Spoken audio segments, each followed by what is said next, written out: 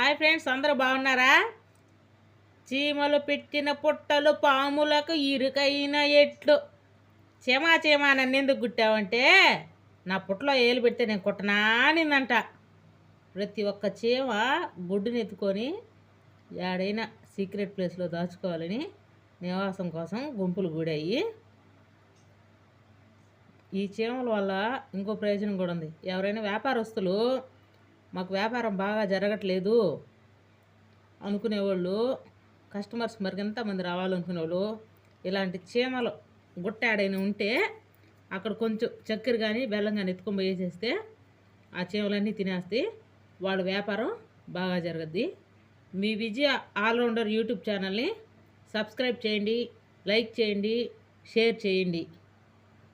Bye.